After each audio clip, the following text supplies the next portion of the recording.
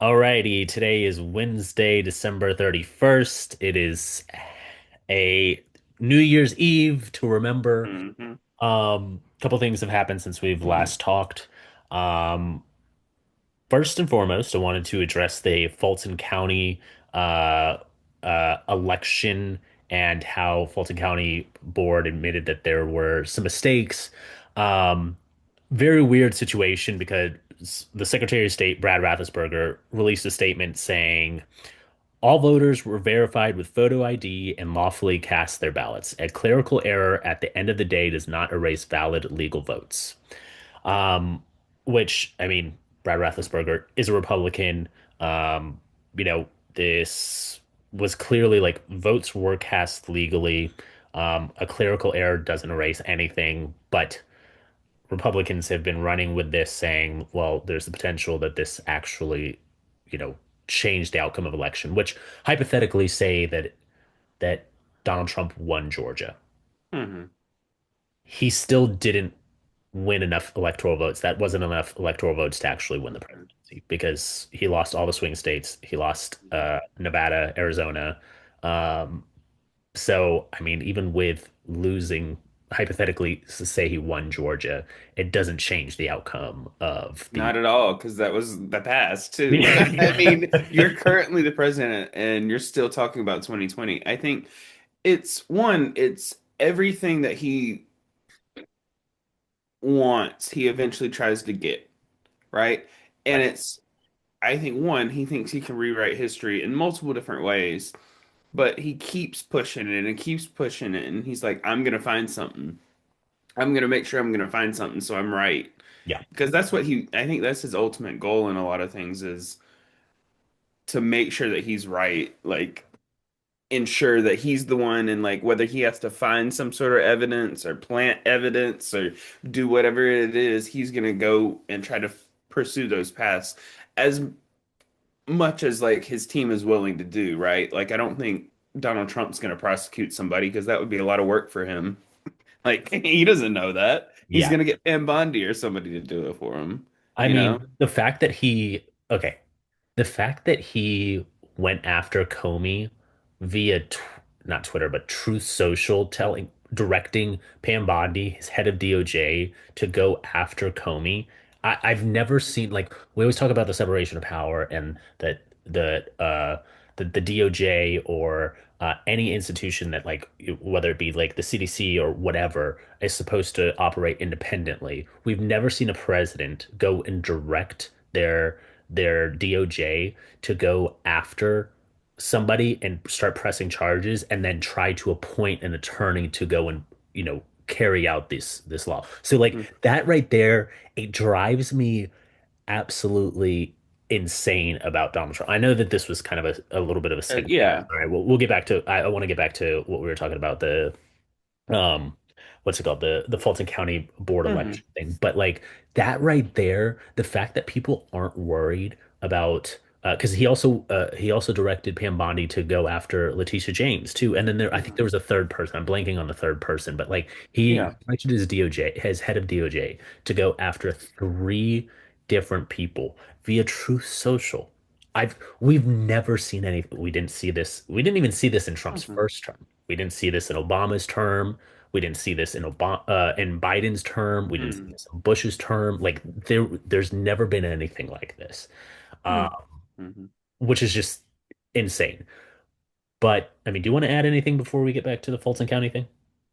No, I mean, I think as despite it being a little bit separate and like tangential, I think to talk about that, like it is kind of true. I think that regardless of whether it's like the 2020 election or him prosecuting people, it's like they're going to try to seek out and make sure that then his narrative is what is like first and foremost in people's mind. And even if they don't press charges or anything, he wants you to think that like these people or these institutions, I guess, with Georgia, um, are corrupt and like, then his minions, I guess, the GOP in Georgia and things like that are going to try to pursue those means and I also think it's sometimes a loyalty test, right? It's not always about these people and like what they believe. It's like, how far will you go for me? Right. Yeah, I mean, I think what them keep their conversation to continue to talk about it. I don't really know what you're gonna do. Are you gonna prosecute somebody? Like, where does this go? And who would you even prosecute in a situation like this? I want to say that he tweeted something about like Kemp being like, maybe Kemp needs to be arrested or something like that, which you can't arrest. Like, you could maybe arrest, some Democrat or something, but like with Kemp, it's gonna be like too many like anti-Trump Republicans are gonna be like, oh no, like this is gonna get bad for us, so we're gonna have to do something now. Yeah, I mean, Um, I'm here for the Republican on Republican violence. Okay, like that's just if hey, he goes after Kemp, I mean, you could kiss Georgia goodbye for any. I mean, it already seems like a runaway for John mhm, Ossoff in terms of the Senate race. for The sure. the governor's race seems to still be a coin flip. I know that I have my feelings on who I want to win. I know you have your feelings on who you want to win. I have my feelings on who I think would probably be best for the Democrats, and then because I have three different people, right? Hmm. I have the person who I think is the best that could best represent us. I have the person who I think realistically could represent Georgia, and then I have somebody who I believe is actually going to win, whether I want that to be or not. Um, Hmm. so like I have like three different names in mind for the Democratic Party, but like even the Republican Party, like I just Purdue's running, right? For governor. No. Not Are you talking about you trying to figure out Republicans? Because yeah, Purdue's like Sonny now is in like the ag department or something, I think, yeah, of the Trump administration. But the Republicans, none of them are really standing out, but like yeah. they're That's having their own like little feuds with. I mean, I think it's kind of some corruption coming to rest finally with like affecting the party that is actually kind of allowing it to happen. But the lieutenant governor right now and the attorney general, like they're the people, Chris Carr and um, Burt Jones, like right. they're a lot of like controversy between like how they're fundraising and their basically ability to unlimitedly fundraise and pack money and all different types of stuff that's flowing in. Yeah, But it is interesting to see like you're seeing ideological differences, but you're also seeing, you know, real animosity towards each other, which, we'll see what leads to what, but um I haven't really seen anybody stand out in I'd say either primary right now so far. We'll see as it keeps going as it continues. yeah, yeah. But And that's not even a topic of conversation today. yeah.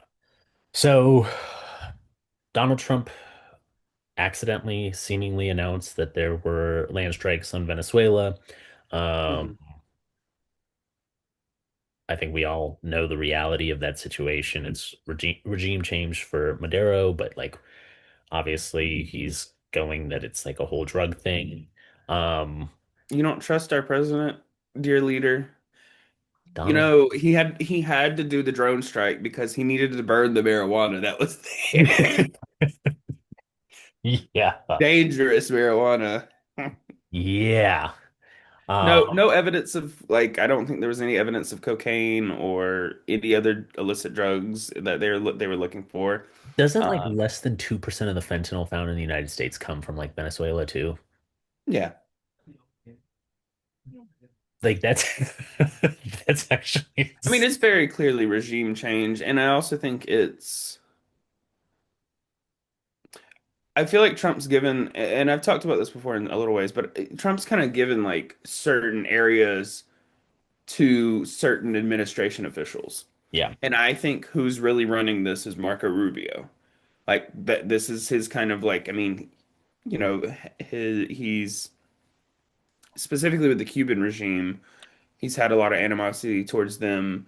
yeah, And like some warranted, some just kind of a little excessive to me. But I do think, there's one. a fairly heavily constituency of South American immigrants, um, or immigrants from Cuba as well, who prefer certain policies that are more, against the Maduro regime or against, Cuba's government. So like he kind of gets that, and he gets to do whatever he wants, and like you find the arguments for it, right? Right. Because I think it's a kind of a toxic pairing of using domestic circumstances and health issues with like drug use and things like that to basically continue the narrative of the dirty foreigners are the reason that you're on drugs, which like we could talk about, people's own decision making, because clearly like there is a consumer demand for those drugs in America. So you have to also resolve that, and you can't just, which to even say it's about drugs is to distract. But Right. I think, you have to have both conversations about what's really happening, but also what, the kind of cover story is. But I think even beyond just the act, it's the way in which it was conducted. This is a CIA drone strike. So the fact that they're almost barely even covering it, not really mentioning it, and it kind of just slipped out. And this was, it's not to say that it was like last week. It was apparently like a month ago or something. Like it was like a good little bit ago. Um, and from my knowledge, you haven't really seen much commentary from the Venezuelan government. You haven't had Which makes me anything. wonder why are we not hearing anything from why is Mhm, Maduro not as public about this situation? Did mhm, he not know? Maybe he didn't know who conducted mhm, the strike, and he was like holding it close to the chest as mhm. the investigation was going on, so that nobody would take credit for it when in reality it wasn't. Like, I just, I guess I'm confused on why we haven't heard anything from the Venezuelan government. I mean, I would assume, well, with Venezuela, um, it could be a little bit of like admitting that you're like weaker in some regards, if like that can actually Maybe. happen in the conduct.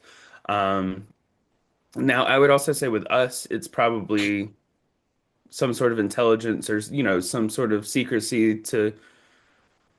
We're probably doing a lot more with the CIA in Venezuela right now, so like they probably don't want to do too much coverage of it or have too much of a conversation on it, because it's not very like not a lot of Americans are in support of this, but it's going to continue, it seems, without our care or any concern with that. I mean, they Yeah. continue to seize tankers and just increase the pivot there. I was reading, that there's only so much longer that the Navy fleet and all those fleets could sustain itself. Yeah. Um, so I mean, we'll have to see what some sort of action that they would take for that, or is this just an indefinite? We're gonna just gonna keep ships out there. Um, Yeah, and I think that's what's like also frustrating to me is like it seems like Venezuela is trying to do everything within their power to avoid like any true conflict because like there have been like those drone strikes, there mhm, have been seizing of the tankers and like the boat mhm, strikes and things like that. And like it just seems like Venezuela hasn't retaliated. So it seems to me that they're trying to come at this from a very mhm. peaceful angle because I mean, realistically, we know the United States would absolutely crush Venezuela in a war. Yeah. And so I think that they're trying to be as tactful and tactical as Mhm, possible because like they don't want the repercussions of like getting attacked. But it feels like mhm, Donald Trump is almost pushing this so that there is a reaction. And mhm, I mean, who knows? Maybe this is another distraction from the Epstein files. I mean, a full-blown war with a South American country would 100% dominate the news cycle for a very long time. mhm, I mean, like, not to get into conspiracies here, obviously, but I also know that we wanted to talk about the Epstein. The reason I brought up Epstein was because I know we also mhm, wanted to talk about Epstein and um, what's it called? His Donald Trump's call with Marjorie Taylor Greene. Um, called MTG, said that a lot of his friends would get hurt mhm. if she started to name names. Yeah. Um, Initial thoughts, feelings, emotions. I mean, pretty interesting to be so blatant with it and talk about it. How did he I would not think say, that MTG wasn't going to like share this information too? Like he's been attacking her to the point where she's literally dropping out of Congress in a couple days.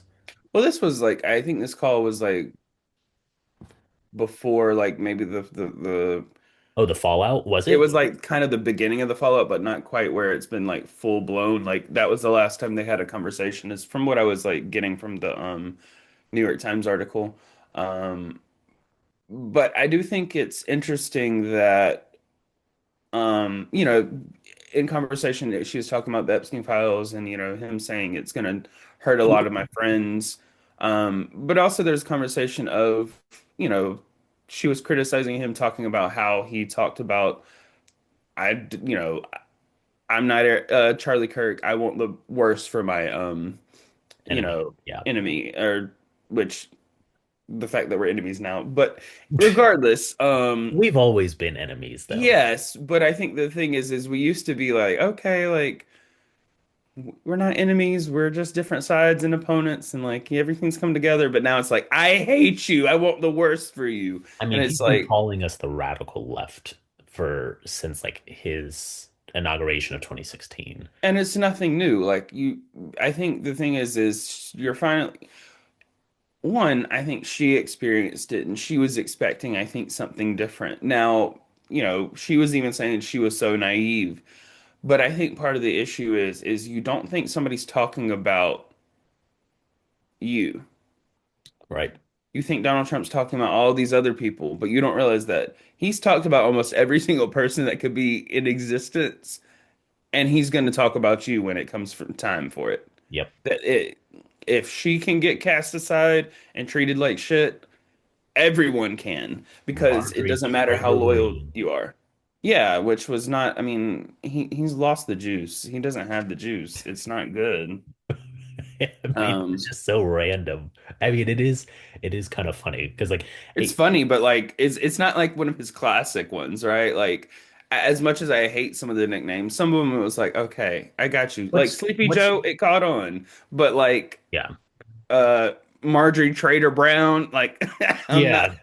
like what If are he would have we? stayed with Marjorie Trader Green, I think that would have gotten a little more. I don't know. I think my favorite is Meatball Ron over Ron DeSantis or Ron Sanctimonious. I think that like his attacks on Ron DeSantis were always kind of comical to me. Hmm. The Nikki Birdbrain Haley one never really landed for me.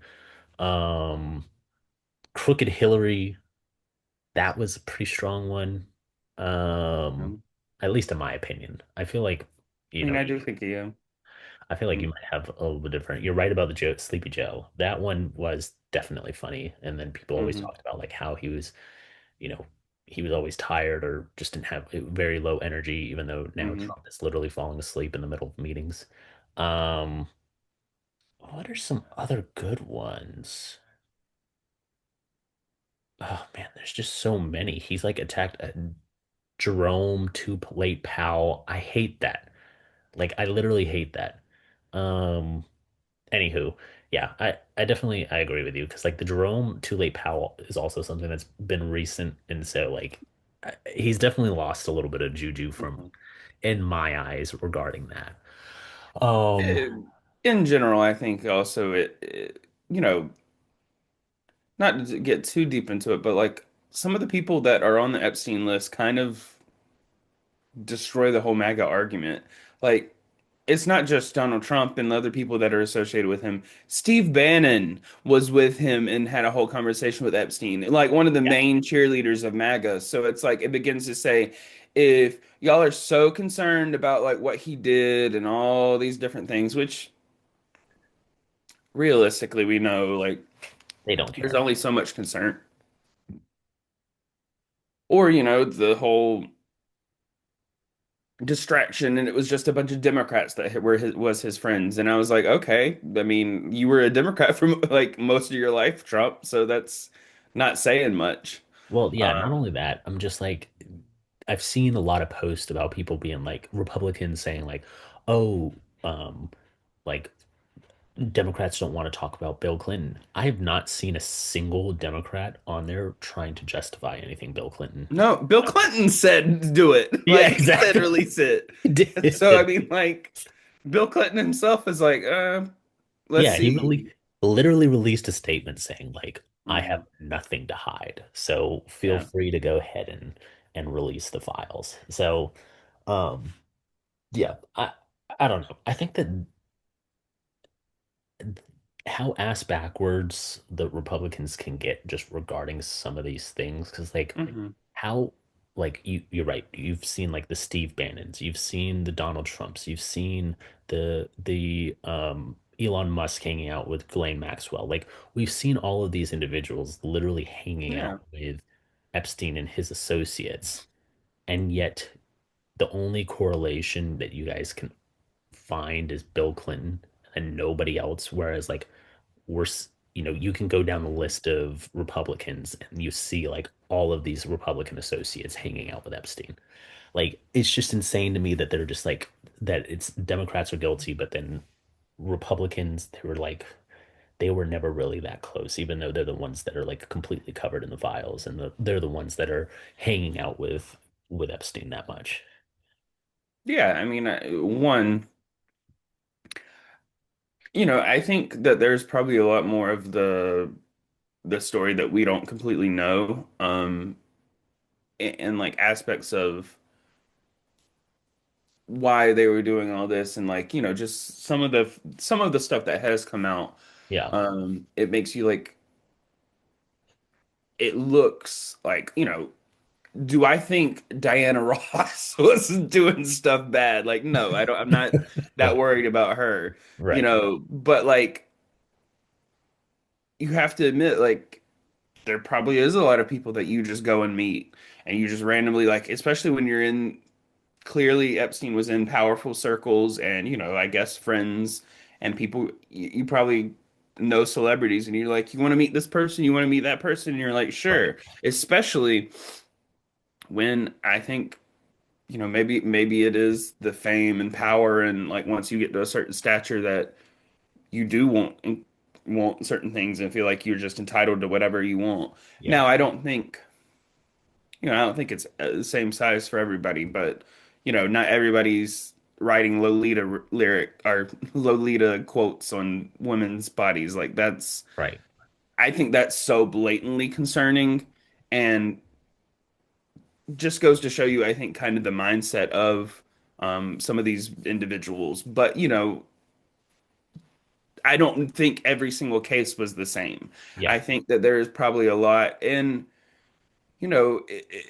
it seems like to me there had to have been some sort of level of blackmail. I mean, we already have seen these these conversations about like Epstein threatening to burn somebody's house down because she had said I was going to say something about him having, I think, child porn. Um, Right. like sitting here and um seeing all these things, like there's a lot of the picture that we don't have, and it seems like they're just going to continue to stall on delivering. Um, The which I fact that mean, they were supposed to release everything like last week or the week before, and they're doing like these incremental like releases where everything's not like all together. I mean, just goes to show to me that like there's just a lot of guilt with those with what Donald Trump is doing. mhm, Like he's trying to find a way to redact the information as much as possible and make sure that he's not completely covered in mhm, the Epstein files. And from if what Marjorie Taylor Greene said is true, then he's also trying to protect all of his friends who, mhm, you know, were also involved with Epstein in some capacity. Like it's insane to, and my thing is though, like, where does it go from here? Like what will there be another big distraction? Will there be like any kind of justice brought for these victims? Because it seems like if Donald Trump is in power, nothing's going to happen to anybody. Because like realistically, why mhm, I have not heard of a single arrest that has happened since the beginning of the release of these files. Not a mhm, single arrest, but or indictment or anything. But mhm. like Donald Trump was the one that was going to bring justice to these victims. If Mhm. Donald Trump's in office for the next 4 years, I feel like these individuals Mhm. who are guilty are going to be safe at least for the next 4 years. Yeah, I mean, I definitely think that's true. And also, like in a lot of regards, I think it shows, um, he was sitting here saying that like he didn't, Marjorie Taylor Greene was asking him to even just meet with some of the victims, and he basically said they haven't done anything, I guess, worthy enough Yeah, for him to like meet them, see them, which I mean, to me in itself just shows you the type of person he is. Because, Marjorie Taylor Greene was saying, like, we can get names of people. Like, the victims can say names. And I think there's a lot of Congress people who know names. yeah, I think there are people who have been exposed to certain things and they understand. But for, whatever legal reasons or things like that, which I'm gonna be honest, at a certain point, I would have been like, you know what? Here's the list. Here's people that I've been told. right. And not just because, but Well, maybe that's what MTG is doing, though, right? Like maybe well, she's she, she said that she would, like, she had threatened that she would do that, but yeah, I do think that there is such levels of now, like Marjorie Taylor Greene like worrying about her safety and like people automatically going to like, oh, it's an Israel thing. Like I need people to rein it in a little with their conspiracy theories. it's the Not Mossad behind every theories. rock is Israel, and not behind every rock is like a conspiracy. Period. Sometimes, like I wish people would understand that I think our world is far more often ran by stupid and idiots than conspiracies. Like they don't have the capacity to conspiracy. Yeah, not everything is a conspiracy. Maybe some things No. like that's what's super annoying is like sometimes maybe some of these conspiracies are true, but because Mhm. the conspiracy theorists are always talking about like everything being conspiracy, Yeah. like it just loses validity whenever you do bring up something that could be like true. I Mhm. just and like you're right, like the whole Israel and the Mossad and being behind everything from 9/11 to Charlie Kirk, it's just like I had a friend like I was talking to him recently about the Charlie Kirk situation.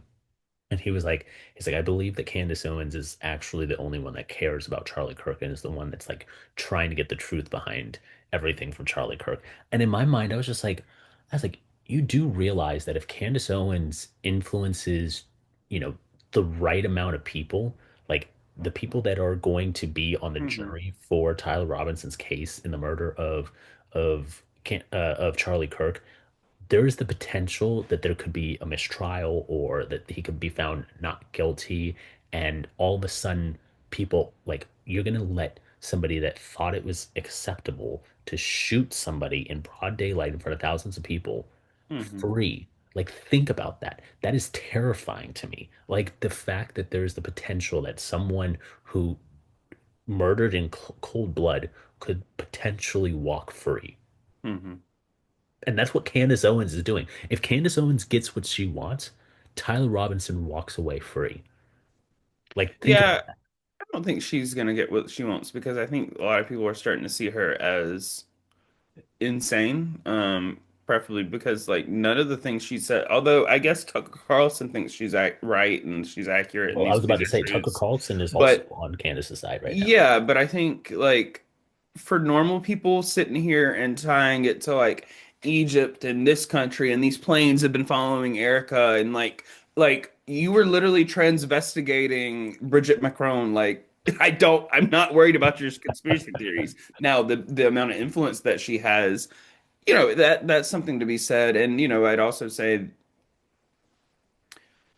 like I don't think she's that different than Nick Fuentes at this point. Like, he's worse, but she's also going down the pathway of extreme anti-Semitism and just the way some people are conversing about Jews, Jewish people, you know, even I think in some ways like, we saw the massacre at Bondi Beach and like the attack there on the Jewish community and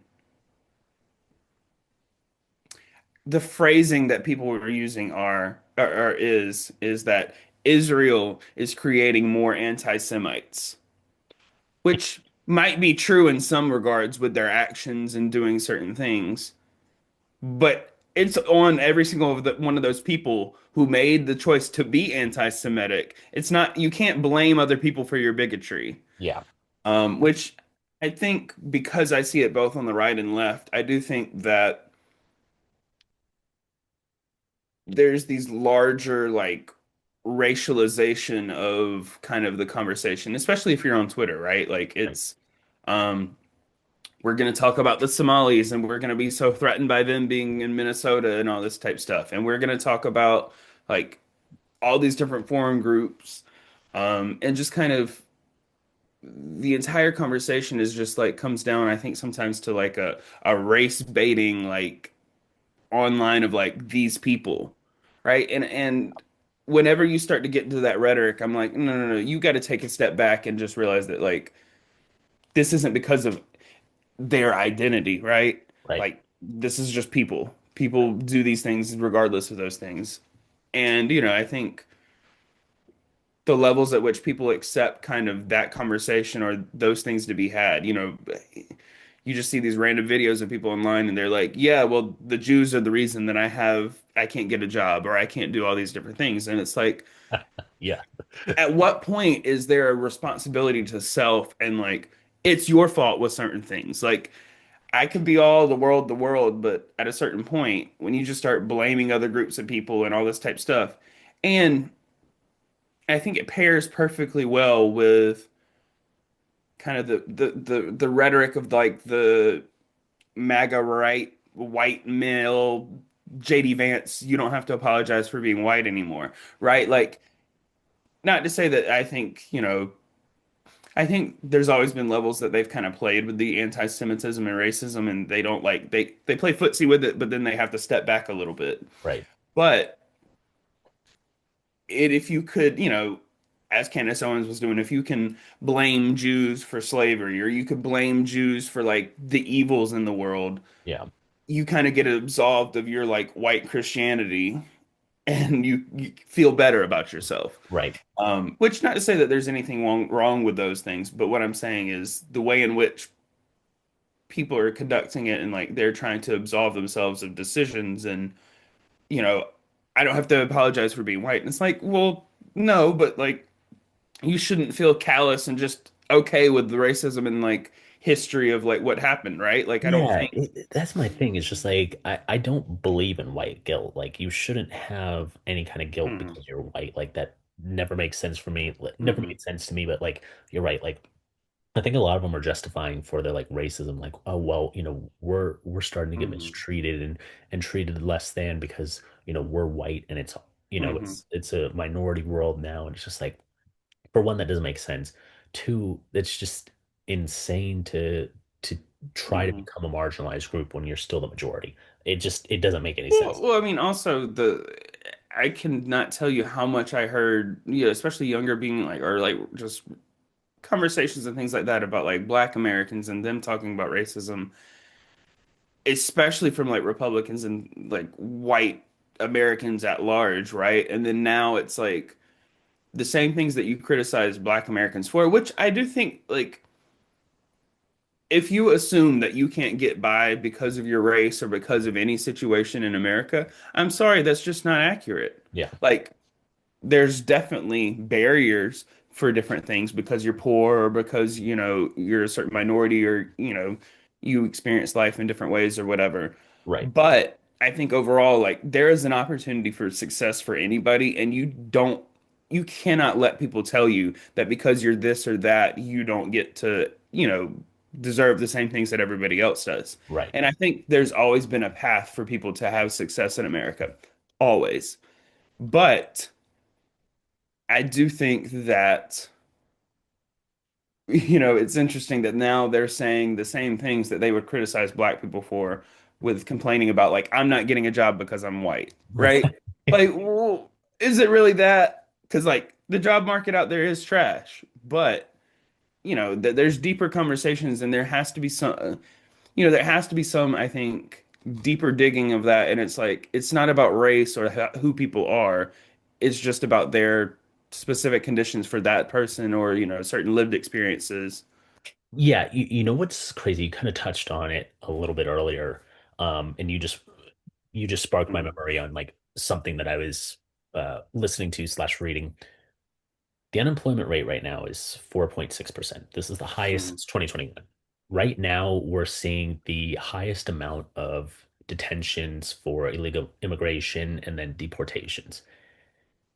A lot of what Donald Trump campaigned on is like these illegal immigrants are not only, drug dealers and rapists, but they're also taking Mhm. your jobs. And like Mhm. as soon as these people are deported, there's going to be more jobs. Yet the Mhm. unemployment rate is now 4.6%, the highest since 2021. Mhm. So now the unemployment rate is even higher with these deportations. Like it's just the I just and that what frustrates me is nobody's even talking about that. Like what Mhm. thought that once these deportations started happening, all of these detentions started to happen Mhm. for these illegal immigrants, that we were going to start seeing like a robust Mhm. job market. But that's literally the furthest thing that's from happening. Like Mhm. that's not happening at Mhm. all. Um, Yeah. I mean, so yeah, according to Stephen Miller, you're supposed to be able to go buy the illegal immigrant's home that they had held. You're supposed to be able to go and like traffic's going to be clear because there's less brown people on the roads. Like basically everything in your life should be getting better because they're deporting people. yeah, And is it? Do you feel better? Like, no, do you feel like your life's better? And I think, it's a little sad with the conduct that we've done and like the rate at which because I mean we're asking people for their full social medias. We're pulling people out of lines when they're about to become American citizens. yeah, Like it's not even just the deportations, it's the nativism and the rejection of in my opinion a lot of American values. right. Now we can debate that, but I think overall like this is a country built by immigrants and made by immigrants. And now we're, turning our back on a lot of those things. Yeah. Um, but, I think also you've seen the reaction of most Americans. Like, it's negative now. People do not like what has done and will continue to do. It's been So, so violent because like I mean it's not even like I said, you and I even talked about this earlier, mhm, like one of the videos that we did in the summer mhm, about like seeing somebody get detained because of how they looked, and then they ended up getting released not more than 30 mhm, minutes later because come to find out that they were a legal immigrant. Like, mhm. or I'm not even sure if they were an immigrant or not. Like, I'm Yeah. sure they were just Hispanic. And that's it. Like, so either they were illegal Mhm, immigrant or that they weren't even an immigrant, which is just yeah. insane. But like we've given ICE the ability to go and Mhm, stereotype and decide and discriminate and decide who to arrest versus mhm, who not to arrest. And now we're kind of starting to, I think right now we're going to really start to see an uptick in potential black people getting detained as well because of the whole Somali thing, like this whole mhm, Somali fraud situation and how this one idiot decided to go and use the same reporting that the New York Times and like another mhm, established journalist had already like built up together, and like they mhm. decided to go and take their camera to this to a couple of daycares, which I don't know if about you, but like it is very odd to see a grown man go into like the daycare specialist and be like, I want to see the children here. Like I've never felt more uncomfortable. I watched like some of the snippets, and when he was like asking to see the children, I Mhm. was like, you sound like a legit pedophile. Yeah. Well, you have to do everything for the content, everything for the content. Yeah, but Um, that for the content, no, you can but ask what me to I'm see the saying children. is that the links, and this is another conversation that we can have in another podcast, but because there's actually some, not necessarily political, but more streamers and different things that I'm like, the levels at which that we're performing for people online to get money, it's Yeah, like that seems dystopian in itself. Like, yeah, you're living like very questionable lives, doing very questionable things. And like that's what you're promoting as you continue to record stuff. And, even like I think it ties in with the political content, people who you're based on these allegations and conversations, which it does look like there was a lot of fraud. And, I think those things should be investigated and found out, but it Which doesn't they mean like, are. A lot of those yes, things are already being exactly. investigated. Yeah, Yeah. they're acting like they're the first ones to discover this. Yeah, well, one, it's a way to attack Tim Walz because they hate Tim Walz and they want to make him look bad from Republicans, right? And look, is Yeah, there some fault that he might have? I'm willing to hear it out. I'm willing to have a conversation, but I do think also, you know, Trump has directed a lot of fury towards the Somali community. yeah. He did it with Haitians last year too. Yeah, I mean, Cats and the dogs, eating the cats and the basically dogs. every group that he could. There's been a time when he's done something and said something messed up. Yeah, Everyone almost, but I think, with just the conversation and like what is I lost my train of thought. I thought what were we talking we about? Sorry, I'm were so distracted. we were talking about the Somali discrimination. Yes. Oh God. Yeah, Sorry. The memes, so, side tangent, but the memes that the Somalis were coming up with were great. I don't know if you saw it. They were joking about how Minnesota is the promised land promised to them 3,000 years ago. I think it's great. I I did think it not. was wonderful. It was like kind of a play on Manifest Destiny-ish, and some stuff like that. But That's I just think it's funny how people responded to it. But also, like, at a certain point, if you sit there and you're just trying to distract and like, it's no different earlier, I think, than like the prosecutions of Letitia James or James Comey or like the I won 2020 election, right? It's like right. Trump makes the target, talks about it, and then his little content minions and everybody in there is like they go to Minnesota or wherever and they're like, we have to figure these things out and like these people are taking from us and like, Yeah, you know, the burdens on taxpayers, which I do think I wish there was more concern about fraud at say, what the president's doing or any other particular figures where there's some level of fraud, because to me, it's not whether a Somali person or a Republican or whether a Democrat did it. I don't really care. Those things need to be rooted out because they hurt everybody. They yeah, affect everybody. But I do think that we have to we have to balance out the accusations and just jumping on them and assuming that they're right and accurate, yeah, especially the way in which some people have just embraced the rhetoric of it's Somalis. They are like because they are Somali, this is a part of their culture. Their culture yeah. is corrupt or whatever. And it's like They're using stereotypes. exactly. Yeah, And in some ways though, it gives them cover to be able to harass people and maybe even start deporting or like doing something like that, like next that's what I'm. level where That's what I'm saying though. Like that's I think that they're doing the Somali and the Haitian thing to just start Mhm, justifying like deportations or the detention of mhm, like black people too. Like there's going to be black people that are suddenly going mhm. to be like pulled aside by ICE next. I Yeah. don't think people are even picking up on that.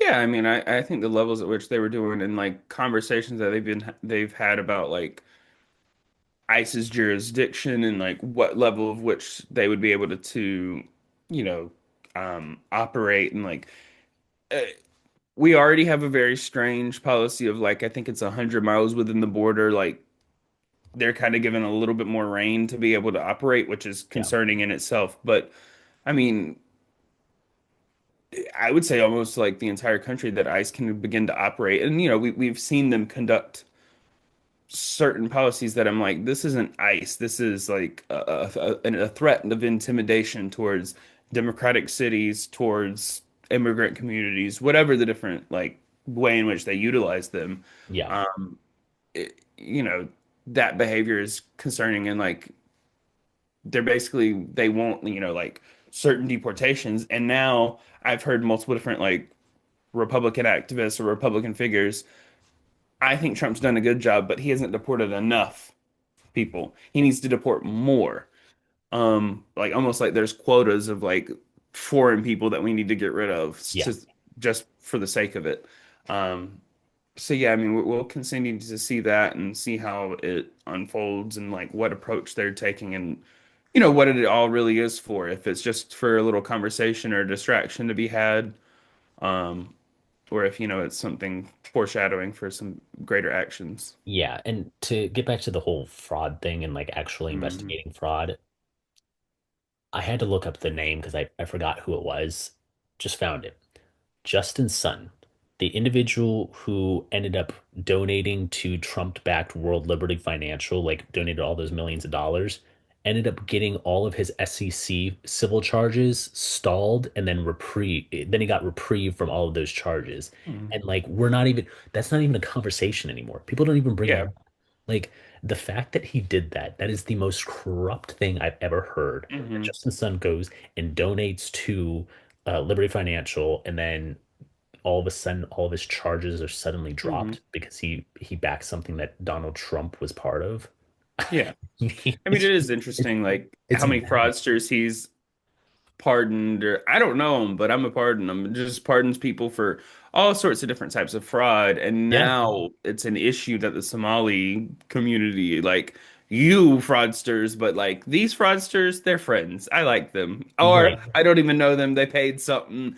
They had somebody in my ear telling me that it would be great to pardon them. But like, He if appro you don't have anybody in his ear or you don't have anybody that he cares about, he pardoned somebody else recently, like within the past month or so. It was somebody else like that was accused of like a crap ton of fraud, and then mhm, he ended up. It's just like there's just so many people who have been accused of fraud. Donald Trump then proceeds to pardon them. Then they are released, and then they go and financially support Donald Trump, or they financially support Donald Trump beforehand, and then suddenly they mhm, get pardons. It's I just if there's not an investigation after Donald Trump is out of the Oval Office in 2028, the very first, or 2029, sorry, um, mhm, the very first thing that the President of the United States, President Gavin C. Newsom, should do is mhm, go and and I know I loved your reaction on that one, is to go and look into the transactions that Donald Trump has made mhm, while he was in the presidency, or the pardons that he was given, and seeing how mhm. it would have financially benefited him, because that needs to be investigated. Um, There's going to be too many investigations. I don't know how they're going to be able to do it. And then, in order to actually be sustainable and actually get somewhere, you're going to have to you have to do a lot of policy and a lot of stuff in conjunction while you're trying to fix everything. And first things first, you got to rip off the tacky shit.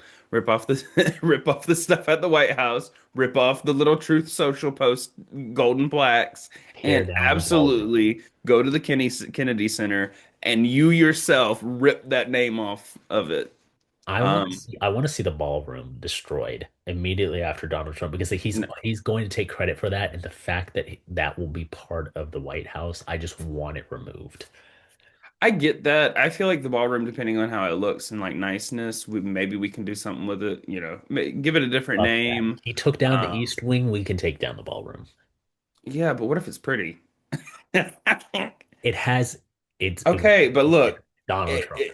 as much as I dislike Donald Trump, if it's a nice ballroom, I say use it. I say go ahead and use it, or build it something different. You can remodel it, a movie theater, bowling alley. There's plenty of options that people have. Um, I don't, I don't know what Anything else they need, but anything that has Donald Trump's name on it or had Donald Trump's involvement should be removed immediately, including the pardon of Lil Kodak, or Kodak Black. Sorry, not Lil Kodak, but Kodak Black. That should be something that's little immediately Kodak, little removed. Kodak.